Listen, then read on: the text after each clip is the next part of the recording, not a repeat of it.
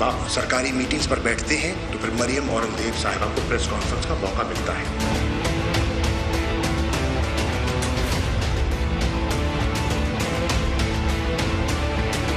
अगर वो बहुत बीमार है, तो अपेरेंटली लग रहा है बहुत बीमार है, तो फिर सुप्रीम कोर्ट ने अभी नवाज शरीफ साहब को बेल दी है, तो उसके ऊपर भी मुशर्रफ साहब के ऊपर किस तरह गौर करना चाहिए।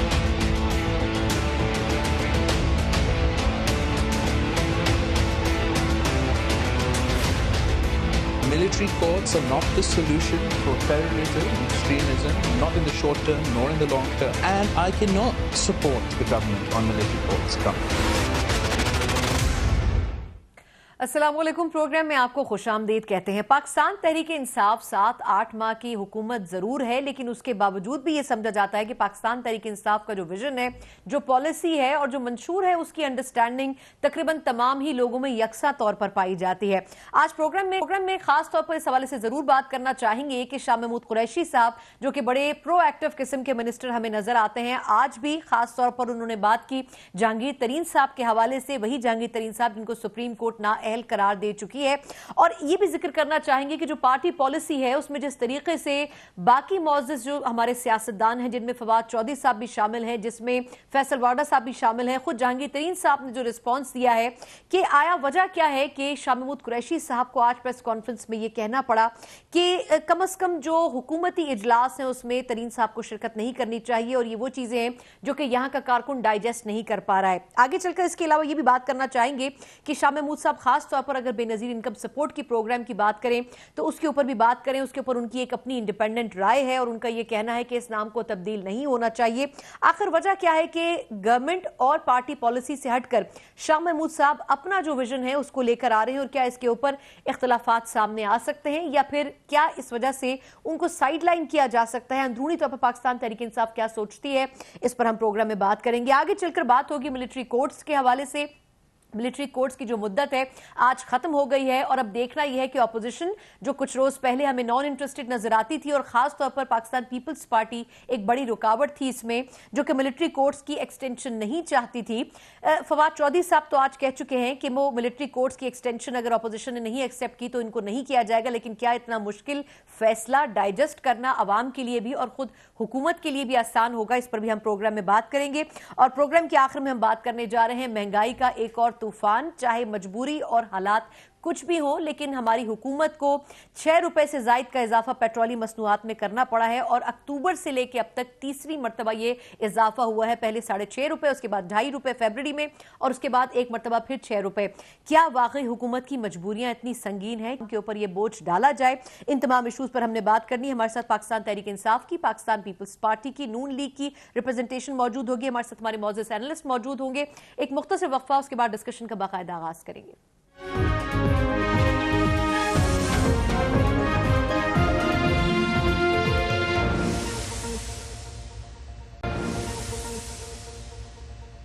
ब्रेक के बाद एक बार फिर आपको खुशामदीद कहते हैं। आज प्रोग्राम में जो मौजूद पैनलिस्ट है, पहले उनका तारुफ करना चाहूंगी। मेरे साथ स्टूडियोज में मौजूद है हमारे बड़े सीनियर सियासतदान भी हैं। राजा रियाज साहब, पाकिस्तान तहरीक इंसाफ से इनका ताल्लुक है, बहुत शुक्रिया, और आपने पहली मरतबा प्रोग्राम में शिरकत की है, इसलिए 2 मरतबा आपका शुक्रिया अदा करना चाहूंगी। साथ में तशरीफ रखते हैं मोहसिन बेग साहब, सीनियर तजियाकार भी हैं, सहाफी भी हैं, so thank you so much for joining. मेरे साथ पाकिस्तान पीपल्स पार्टी से मौजूद हैं नासिर हुसैन शाह साहब कराची से। शाह साहब बहुत शुक्रिया सर वक्त देने के लिए। इसके अलावा मेरे साथ मौजूद हैं डॉक्टर तारिक फजल चौधरी साहब, मुस्लिम लीग नून के सीनियर रहनुमा है। सर आपका भी बहुत शुक्रिया। इससे पहले कि मैं गुफ्तगू का आगाज करूं, एक मुख्तसर सा हम शॉर्ट सुनवाना चाहेंगे शाह महमूद कुरैशी साहब के हवाले से, जिनके बारे में बड़े पुराने इख्तलाफात की खबरें आती रही हैं जहांगीर खान तरीन साहब के हवाले से। उन्होंने आज की प्रेस कॉन्फ्रेंस में क्या कहा और मशवरा क्या दिया तरीन साहब को, पहले जरा आपको वो सुनवा देते हैं। मेरी आखिरी अपील अपने पार्टी के एक बहुत ही मोहतरम और मोहसिन से है, जहांगीर खान तरीन से। मैं उनसे कहूंगा कि मेरे भाई सोचिए, आज जब आप सरकारी मीटिंग्स पर बैठते हैं तो फिर मरियम औरंगजेब साहिबा को प्रेस कॉन्फ्रेंस का मौका मिलता है, और नून लीग सवाल उठाती है कि ये कंटेम्प्ट ऑफ कोर्ट नहीं तो क्या है। 62(1)(f) अगर नवाज शरीफ साहब पर लग जाता है तो हम कहते हैं कि ओहदे के अहल नहीं है, ना पार्टी के ना सरकार के, और अगर 62(1)(f) हम पे लागू हो जाए तो उसका यार्डस्टिक और हो जाए। तहरीके इंसाफ का कारकुन ज़हनी तौर पर इसको कबूल नहीं कर पा रहा। इस वक्त जब आप आगे बैठते हैं तो आप इस वक्त के चीफ जस्टिस जनाब आसिफ सईद खोसा के फैसले की तस्दीक होती है। चीफ जस्टिस के फैसले की तस्दीक होती है, लेकिन शाह साहब यही नहीं रुकते। वो तरीन साहब के ऊपर तो क्रिटिसाइज कर रहे हैं, लेकिन उसके अलावा भी जो पार्टी पॉलिसीज पिछले कुछ दिन से हैं वो उसके ऊपर भी खुलकर बात कर रहे हैं। बेनजीर इनकम सपोर्ट प्रोग्राम इस वीकेंड पे बड़ा ही हॉट डिबेट रही पीपल्स पार्टी और पीटीआई के दरमियान। उसके ऊपर शाह साहब ने 2 रोज पहले क्या कहा, जरा वो भी सुन लीजिए। पार्टी की वो नशिस्त आएगी जिसमें मशावरत होगी। मैं जाती तौर पर नाम की तब्दीली के हक में नहीं हूं। मैं समझता हूं नाम नहीं, काम देखा जाता है। हमें कोशिश करनी चाहिए कि काम सही हो, और ये जो प्रोग्राम शुरू किया गया था मुस्तहिक लोगों की मदद के लिए, उनकी सही माने में मदद की जाए। मदद की जानी चाहिए, बहुत अच्छी बात है। लेकिन तरीन साहब ने खुद भी ट्विटर पे इसका जवाब दिया और उन्होंने कहा कि मैं सिर्फ पार्टी लीडर को आंसरेबल हूं। फिर फैसल वाडा साहब ने, फवाद चौधरी साहब ने उनके हक में ट्वीट्स किए और उन्होंने कहा कि जो लीडर होता है उसी की बात को फॉलो करना चाहिए, किसी की डिक्टेशन नहीं लेनी चाहिए। ये वो ट्वीट्स हैं जो कि इस वक्त आप चलते हुए भी देख रहे हैं, जो कि आज रिप्लाई में की गई। इसका मतलब ये समझा जाना चाहिए कि शाह महमूद कुरैशी साहब, जिन्होंने आज प्रेस कॉन्फ्रेंस में गवर्नर पंजाब के साथ बैठकर गुफ्तगू की, एलआई के तौर पर शायद गवर्नर साहब तो उनको सपोर्ट कर सकते हैं, लेकिन पार्टी के अंदर उनकी सपोर्ट कम से कम होती जा रही है। राजा साहब, सर आपका टेक सबसे इंपॉर्टेंट है, इस वक्त आपसे शुरू करना चाहूंगी। सर वजह क्या है, खिचड़ी क्या पक रही है बेसिकली पार्टी के अंदर? देखें जी, ये शाह महमूद कुरैशी साहब बड़े सीनियर रहनुमा हैं तरीक़े इंसाफ के, और इसी तरह जंगीर तरीन साहब। मेरे ख्याल में शाह महमूद कुरैशी साहब को पब्लिकली ये बात नहीं करनी चाहिए थी। उन्हें ये बात पार्टी प्लेटफॉर्म पे करनी चाहिए थी या इमरान खान साहब से करनी चाहिए थी। जो आज उन्होंने बात की है वो मीडिया में भी आ गई, शोर मचा हुआ है दोपहर से जब से उन्होंने बात की है, और इससे पार्टी को नुकसान हो रहा है। जंगीर खान तरीन एक सीनियर आदमी हैं, पंजाब की हुकूमत बनाने में उनका बहुत अहम रोल है, वफाकी हुकूमत बनाने में उनका बहुत अहम रोल है, पार्टी को ऑर्गेनाइज करने में एज जनरल सेक्रेटरी उनकी बहुत सी खिदमात हैं। तो जब जिस तरह जजों ने इस मुल्क में फैसले दिए हैं वो भी आपके सामने है। भट्टो साहब को सजाए मौत दी गई, उसके बाद उसकी माफ़ी भी मांगी गई। इसी तरह ये जो जंगीर तरीन साहब की नाअहली है, इस पर शायद आने वाले वक्त में जब आपके ख्याल में रिव्यू भी हो सकता है? रिव्यू ना हो तो शायद किसी को माफी मांगनी पड़ जाए। तो एक ऐसे माहौल में और ऐसे वक्त में उनको ये नाइल करार दिया गया, जबकि एक तरफ नवाज शरीफ साहब को दिया गया। तो उस वजह से उनको अब ये कहना, क्योंकि एक अदालत ने फैसला दे दिया है, फैसला तो भट्टो साहब का भी आया था, उनका एक फैसला आ गया, इसलिए पार्टी में उनका कोई रोल ही ना रहे। पार्टी में उनका रोल, डिसीजन के ऊपर क्वेश्चन उठाया जा सकता है कोर्ट की तरफ से, जो मैं आपकी बात समझी। और दूसरा ये कि आपके ख्याल में पार्टी के अंदर ही बात होनी चाहिए। मैं जरा डॉक्टर साहब को शामिल कर लूं। डॉक्टर साहब, आर्टिकल 62, जब नवाज शरीफ साहब नाअहल होते हैं सर, किसी पार्टी की मीटिंग को हेड करते हैं, नवाज शरीफ साहब के ऊपर क्रिटिसिज्म होता है सर, लेकिन तरीन साहब कहते हैं कि जी मुझे अगर मेरी जो एक्सपर्टीज है उनके लिए बुलाया जाता है तो मैं हाजिर हो जाता हूं, अपनी मर्जी से तो कहीं नहीं जाता। तो आपके ख्याल में जो आर्टिकल 62 को आज रिलेट कर रहे थे शाह साहब, गलत कर रहे थे सर? बिस्मिल्लाहिर्रहमानिर्रहीम।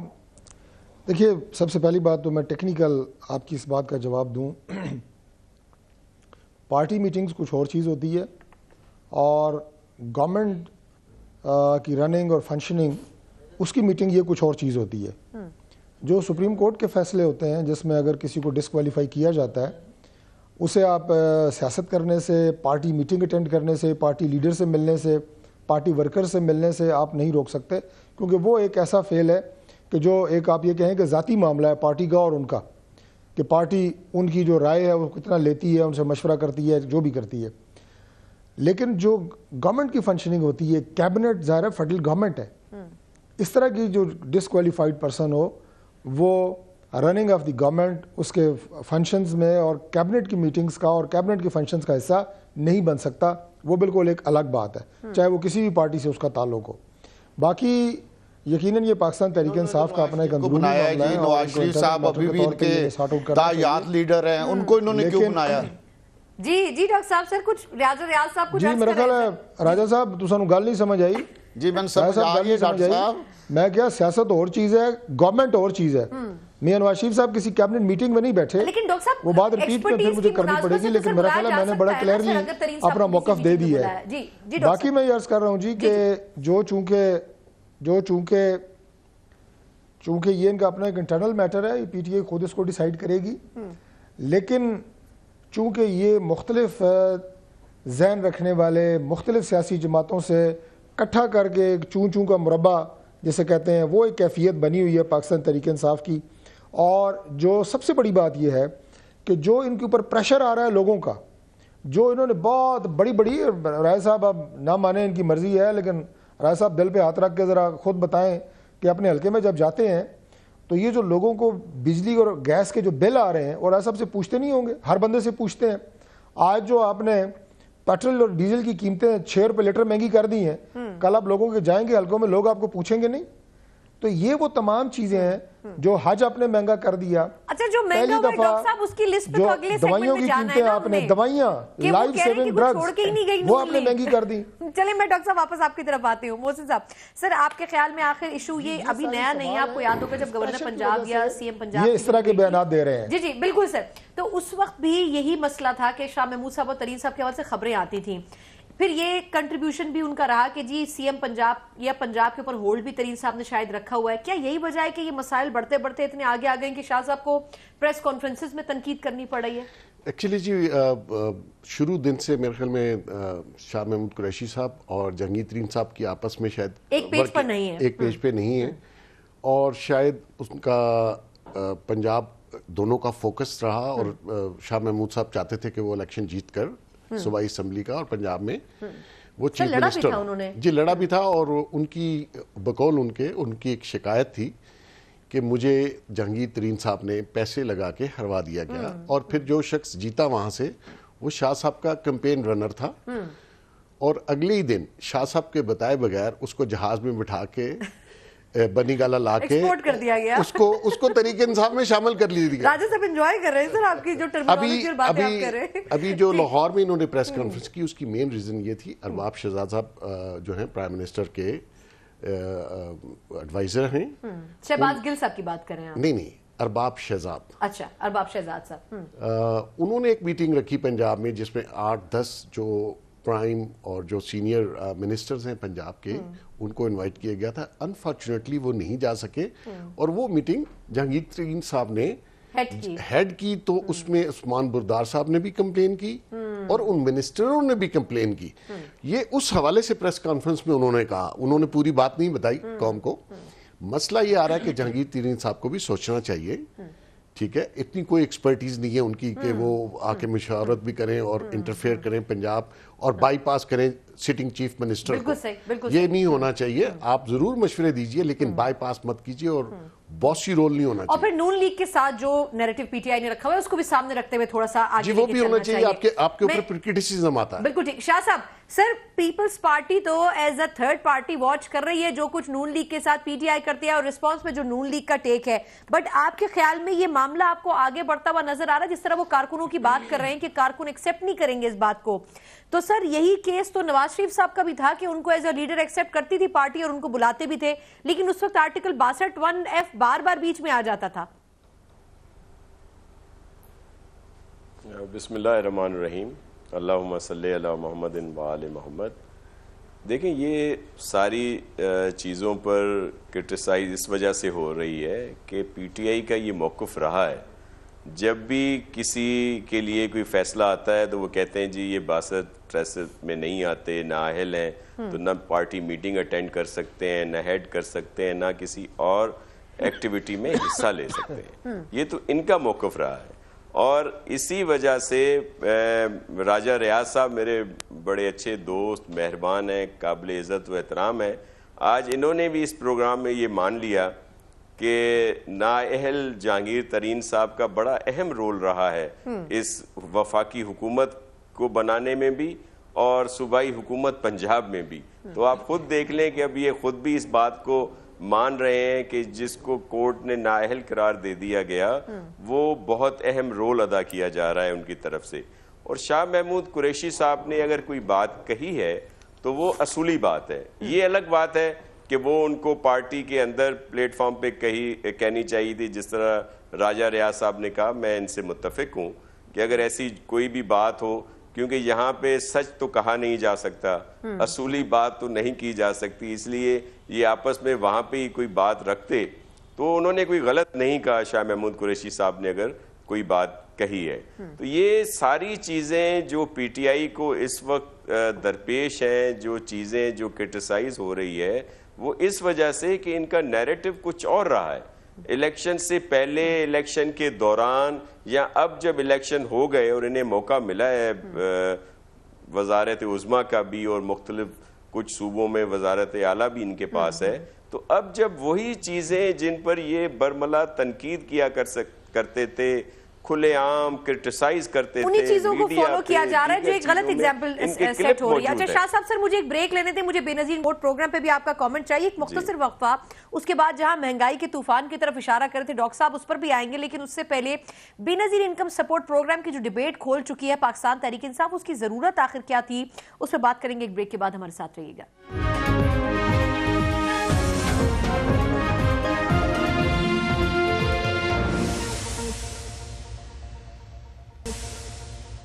ब्रेक के बाद एक बार फिर आपको खुशामदीद कहते हैं। जहां पाकिस्तान तहरीक इंसाफ के अंदरूनी इख्तिलाफों की हम बात कर रहे हैं, इख्तिलाफात की बात कर रहे हैं, वहीं बेनजीर इनकम सपोर्ट प्रोग्राम जैसे मसले को खोल देने से पीटीआई ने जो तोपों का रुख है पीपल्स पार्टी की, वो भी अपनी तरफ कर लिया है।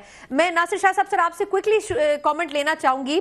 सर ये वजह क्या है आखिर कि पाकिस्तान तहरीक इंसाफ नाम तब्दील क्यों करना चाहती है इस प्रोजेक्ट का?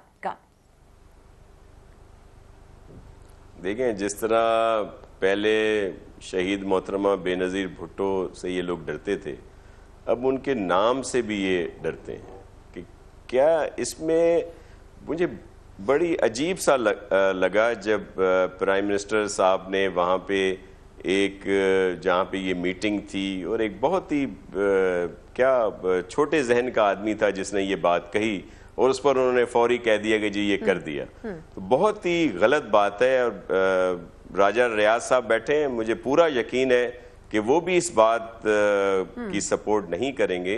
ये शहीद मोहतरमा के नाम पे है और अगर इस तरह की रवायत नहीं डालनी चाहिए, और अगर प्राइम मिनिस्टर साहब ऐसी बात कर रहे हैं तो बहुत, अब क्या कहूँ, इनकी दिल आजारी होगी। ये छोटे आदमी से आप रख सकते हैं इस तरह की तवक्को कि वो ये इस तरह का कोई फैसला, लेकिन अगर कोई प्रोजेक्ट सक्सेसफुली चल रहा है तो उसको छेड़ने के बजाय कोई और अल्टरनेट शुरू किया जा सकता है। राजा साहब सर आखिर वजह क्या है कि पुरानी गवर्नमेंट्स के सक्सेसफुल प्रोजेक्ट किसने मना किया है, किसने मना किया है इनको? ये सब कुछ कह सकते हैं, लेकिन मैं वापस आपकी तरफ आती हूं, एहतजाज करेंगे और इंशाल्लाह अच्छा नहीं होने देंगे। जी राजा साहब। जी देखें, इसकी एक तो फवाद चौधरी साहब ने कहा है कि हम नाम तब्दील नहीं कर रहे, और जिस तरह शाह साहब ने कहा है क्योंकि मोहतरमा बेनज़ीर भुट्टो ने इस मुल्क के लिए अपनी जान दी है और शहीद हैं, तो शहीदों का तो वैसे ही इस्लाम में भी और पाकिस्तानी कौम के दिलों में बड़ी इज्जत है, बड़ा एहतराम है।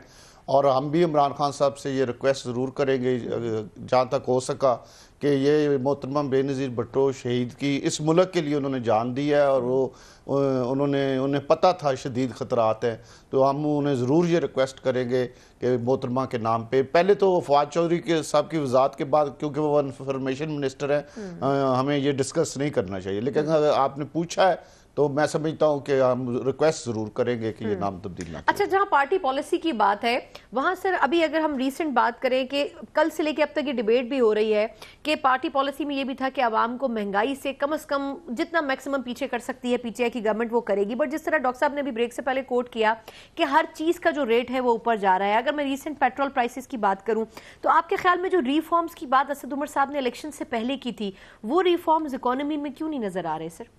देखिए, इसकी सबसे बड़ी वजह मैं आपको बताता हूं और ये डिस्कस भी हो चुका है, जो मुल्क का खजाना है उसको इस तरह लूटा गया, इस तरह लूटा गया, वो तो मेरे डॉक्टर साहब से कह दिया कि ये खाली करके गए थे, कंगाल कर दिया, खाली भी नहीं है, कंगाल कर दिया। और उस कंगाल करने के बाद जब हमें हुकूमत मिली तो सबसे बड़ा चैलेंज हमारे लिए माशी है। डॉलर देख लें, डॉलर को इसाक डार साहब ने एक मसनूई तरीके से रोका हुआ था, तो अब ये महंगाई वाला चैलेंज तो हमारे लिए बहुत बड़ा चैलेंज है, इसमें तो कोई शक नहीं है। और ये हमारे लिए बड़ा मुश्किल होता जा रहा है क्योंकि लोगों ने तो समझा था कि चीजें सस्ती होंगी, मुश्किलात कम होंगी, मुश्किलात भी बढ़ रही हैं, महंगाई भी बढ़ रही है, तो मुश्किलें इतनी पड़ी ना कि आसान हो गई डॉक्टर साहब। तो इसमें कोई शक नहीं कि ये हमारे लिए एक चैलेंज है और हमसे लोगों को बहुत उम्मीदें हैं और उन उम्मीदों पे अभी मुझे नहीं लग रहा कि हम पूरा उतर सके और आगे और हालात मुझे लग रहा है। ये ऑनेस्टली राजा साहब ने कहा है, ये इंसाफ किया है कि अब उम्मीदों पर पूरा नहीं उतर सके। डॉक्टर साहब, सर पिछले 8-7 माह में 3 मरतबा पेट्रोलियम प्राइस बढ़ते हैं और कुल मिला के 15 रुपए अभी तक बढ़ चुके हैं सर ऑन एन एवरेज। आपके ख्याल में ये सिर्फ कह देना कि ये नून लीग ने किया है, ये काफी होगा, अवाम मुतमईन हो जाएंगे, या अभी कुछ ख्वाबों में रहना और भी बाकी है इस अवाम के लिए जो ख्वाब देखे गए थे पीटीआई की गवर्नमेंट के?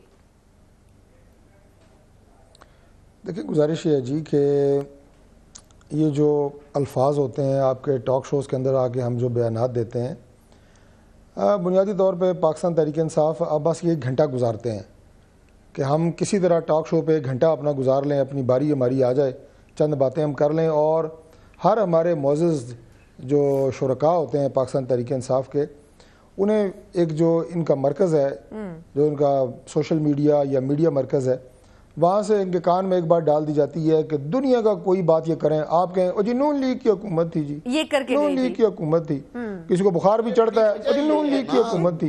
तो यार खुदा के बंदो, नून लीग ने मसनूई तरीके से डॉलर को रोकी रखा, आप भी मसनूई तरीके से रोकी रखें। आप लोगों में वो सलाहियत ही नहीं है। पेट्रोल की कीमतें आलमी मंडी में कम हो रही हैं, पाकिस्तान में बढ़ी जा रही हैं, क्या जी नून लीग की हुकूमत थी।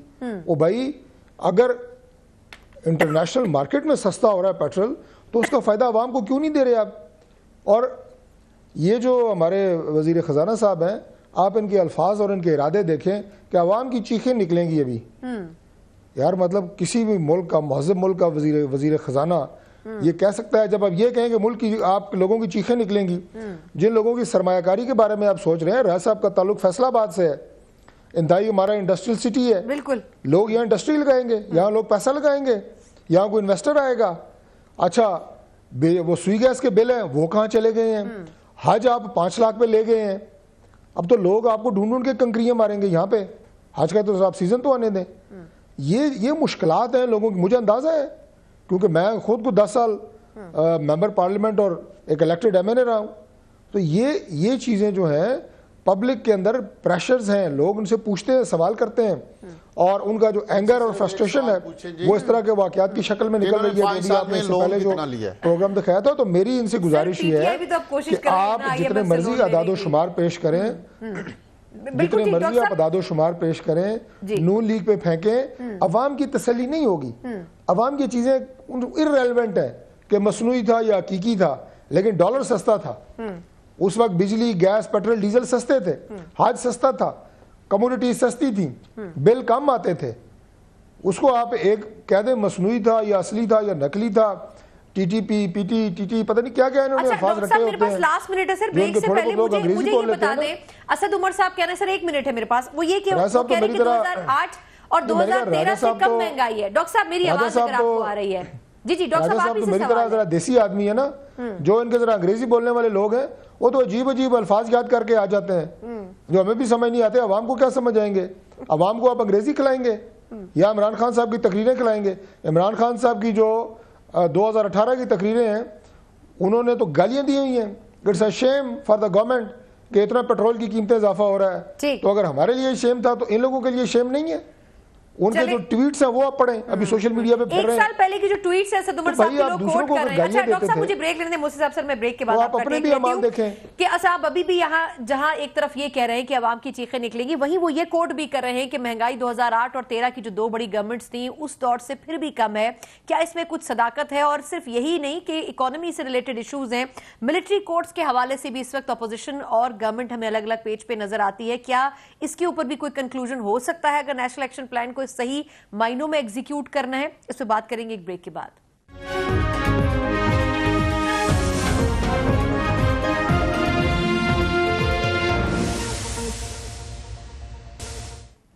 ब्रेक के बाद एक बार फिर आपको खुशामदीद कहते हैं। जहां हम बात कर रहे थे कि महंगाई का यह नया तूफान आर्जी हो सकता है, या जिस तरीके से असद उमर साहब पोर्ट्रे कर रहे हैं अगले आने वाले 6 माह में कुछ बेहतरी के आसार हैं। इसी के साथ कुछ इंटरनल पॉलिसीज जिसमें मिलिट्री कोड सरे फहरिस्त है, उस पर भी हम बात करेंगे। लेकिन मोहसिन साहब से पहले आपका टेक कि आखिर वजह क्या है, इतनी प्लानिंग के बावजूद भी हमें पीटीआई की परफॉर्मेंस अच्छी नहीं, सेटिस्फैक्टरी नहीं नजर आती सर, खासतौर पर इस इशू से रिलेटेड।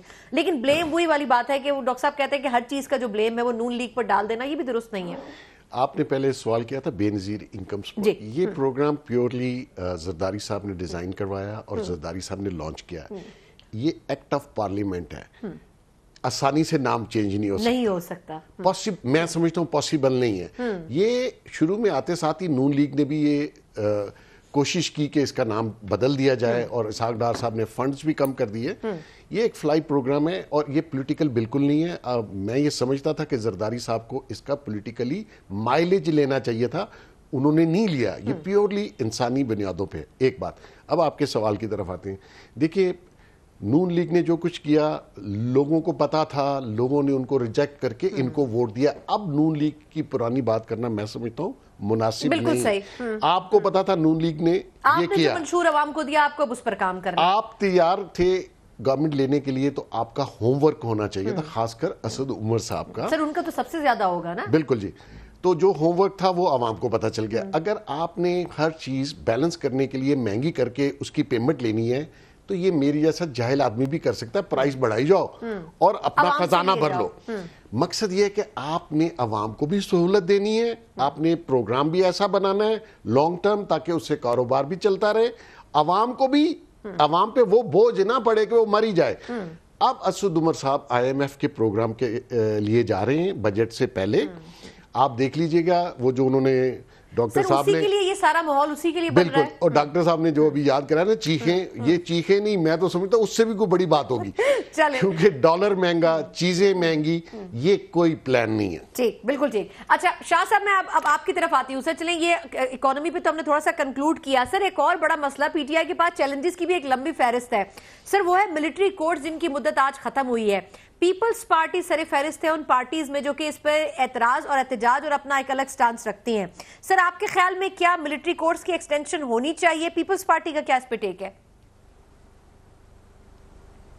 देखें, पीपल्स पार्टी का मौक़िफ़ हमेशा दहशतगर्दी के ख़िलाफ़ रहा है और सबसे ज़्यादा जो इस पे बात भी हुई है पीपल्स पार्टी की तरफ से की गई है। मिलिट्री कोर्ट्स को बहालत मजबूरी दहशतगर्दों के ख़िलाफ़ पीपल्स पार्टी ने उस वक्त उसकी सपोर्ट की कि ये मिलिट्री कोर्ट्स होनी चाहिए, लेकिन उसमें एक टाइम फ्रेम दिया गया था कि इस टाइम फ्रेम में दूसरी कोर्ट्स या दूसरा ऐसा सिलसिला सामने आ जाएगा कि जिसके बाद इनकी ज़रूरत नहीं रहेगी, लेकिन जो नया सिलसिला बनेगा उसकी अफादियत वही होगी जो इस वक्त मिलिट्री कोर्ट्स की थी। अब ये फिर टाइम पे दोबारा मांगना कि जी इनको और एक्सटेंशन चाहिए, तो ये CEC में फैसला होगा। अभी 3 अप्रैल को वहाँ पे हमारी मीटिंग है CEC की, उसमें जो सीनियर रहनुमाओं ने, कायदीन ने फैसला किया उस पर ज़ाहिर है अमल होगा। महंगाई की बात पे मैं भी थोड़ा सा रिस्पॉन्ड करूंगा कि ये देख लें, महंगाई हद से ज़्यादा बढ़ गई है और यही मैं असल में कहता हूं कि ये जो बातें करते थे PTI वाले, जब उस वक्त थोड़ा सा भी पेट्रोल की कीमतें बढ़ती थी तो ये एकदम असद उमर साहब दीगर लोग आके बातें करते थे कि ये तो गवर्नमेंट जो है इंटरनेशनल मार्केट बहुत कम है, ये सब अपने फायदे के लिए बढ़ा रही है। आज वो बातें उस तरह की नहीं की जा रही। और उससे अलावा देखें, ये सारी चीजें जब इनसे कोई बात पूछे कि जी आपने क्या तरक्की की, महंगाई क्यों हो गई, ये क्यों हो गया, वो क्यों हो गया, इनका एक ही नैरेटिव है, जी वो पिछली हुकूमतों का किया जा रहा है। चले अब तो आप आ गए ना, अब तो फरिश्तों की गवर्नमेंट है ना। वो जो ये कहते थे कि जी डेली बेसिस पर अरबों रुपए की करप्शन हो रही है, वो करप्शन अगर रुक गई है तो वो कहाँ गए पैसे, या इन्होंने उससे ज्यादा शुरू कर दिए कि मुल्क का हाल ये हो गया है। बड़ा क्वेश्चन है वैसे। शाह साहब मैं वापस आपकी तरफ आऊंगी। सर राजा साहब, सिर्फ लास्ट फ्यू मिनट्स हैं सर। वजह क्या है कि हर बड़े इशू के ऊपर PTI तो ब्लेम भी करती है पिछली गवर्नमेंट को, दूसरा सर मिलिट्री कोर्ट्स के ऊपर ये अब क्लैरिटी है कि अगर अपोजिशन नहीं मानी तो नहीं बढ़ाएंगे। देखिए, फिर मैं वो बात रिपीट करूंगा क्योंकि हमें जो इस वक्त सबसे बड़ा मसला दरपेश है उसकी वजह आप देखें ना, 5 करोड़ नहीं 5 करोड़ चाय वाले की दुकान वाले के अकाउंट से निकल रहा है। इनके पास इस तरह इन्होंने लूटा और पाकिस्तान का खजाना खाली करके हमारे हवाले कर दिया कि अब आप इसको फेस करें। वो जो खजाना खाली करने का इन्होंने जुर्म किया है, जब हम उसकी बात करते हैं तो ये कहते हैं पिछली हुकूमतें इस पाकिस्तान पे, इनसे ये दोनों मेरे भाई हैं काबिल एहतराम, इनसे दोनों से एक सवाल पूछ ले कि आपके दोनों दौरों में कितना कर, जितना पाकिस्तान बनने से लेके पीपल्स पार्टी की हुकूमत तक कर्ज पाकिस्तान ने लिया उसके है। बाद मुशर्रफ दौर के बाद ये कर्ज 2 दौरों में जब बढ़ा उससे है। कहीं ज्यादा लिया गया है। तो अब हम ये बात क्यों ना करें कि आपकी वजह से इस वक्त कौम जो मुश्किल वक्त है या जो महंगाई है या ये जो डॉलर बढ़ रहा है, इसकी मेन वजह मुस्लिम लीग नून की हुकूमत है और पीपल्स पार्टी की हुकूमत। दूसरा, आपने फौजी अदालतों का कहा है, तो उस पर आज फवाद चौधरी साहब ने, जाहिर है उन्होंने पार्टी पॉलिसी दी होगी, उन्होंने कहा है कि हम अपोजिशन जमातों से बात करेंगे, अगर वो नहीं माने तो फिर इसको एक्सटेंड नहीं किया जाएगा, तो ये हम जरूर है। ये ठीक है, यानी ऑपोजिशन की कंसेंट इसमें होगी। डॉक्टर साहब, सर आप पे कंक्लूड करूंगी। चले, इकोनॉमी के ऊपर तो अब ठीक है, मलबा पीटीआई डाल रही है, लेकिन अब मिलिट्री कोर्ट जैसे इशू के ऊपर क्या कुछ कॉम्प्रोमाइज करेगी नून लीग? सपोर्ट करेगी डिसीजन को? पीटीआई तो अब चाहती है कि ऑपोजिशन साथ चले इस इशू पे। लेकिन गुजारिश है जी कि मिलिट्री कोर्ट्स के हवाले से जाहिर है हम उसे सपोर्ट करते थे, इसीलिए हमारे दौर में 2017 में एक्सटेंशन हुई थी, बिल्कुल। मिलिट्री कोर्ट्स हमारे से वजूद में आई, फिर उसकी एक्सटेंशन भी हुई। यकीनन जो मुल्क में इस वक्त दहशतगर्दी की सूरत हाल अल्लाह के फजल से कंट्रोल हुई है, उसमें मिलिट्री कोर्ट्स का जो क़याम था, ये इसने बड़ा अहम किरदार अदा किया है। और दहशतगर्दों को जो सज़ा सालों साल नहीं होती थी, मिलिट्री कोर्ट्स के ज़रिए उनका फौरी ट्रायल करके उन्हें सज़ाएँ हुई और इससे एक डेटरेंस पैदा हुई। ये दहशतगर्दी के ख़ात्मे के लिए एक ज़रूरी फेल था और अभी भी हम इसकी सपोर्ट करेंगे, क्योंकि मुल्क में मुकम्मल आखिरी दहशतगर्द के ख़ात्मे तक ये जंग जो है, जो पाकिस्तान की 50,000 से ज़ायद हमारे सिविलियंस की, आर्मी, पुलिस, पैरामिलिट्री, इंटेलिजेंस के इदारे, इनकी शातें हुई हैं, तो ये कोई मामूली बात नहीं है। पाकिस्तान ने बहुत बड़ी कुर्बानी दी है और इसकी दहशतगर्दी के कंट्रोल में एक मौसर किरदार मिलिट्री कोर्ट्स का रहा है और हम यकीनन इसे सपोर्ट करेंगे। बाकी राय साहब ने जो बात की है, मैं आखिरी सिर्फ 2 जुमले ये कहूँगा कि अपनी जो इनकी गवर्नमेंट की, वज़रा की, कैबिनेट की नाअहली, इनकॉम्पिटेंस, नालायकी, ये कितना अरसा साबका हुकूमतों पर डालते रहेंगे? इसका कोई ज़रा एक दफ़ा ये सोच लें सारे बैठ के कि कितना अरसा हमने इल्ज़ाम देना है।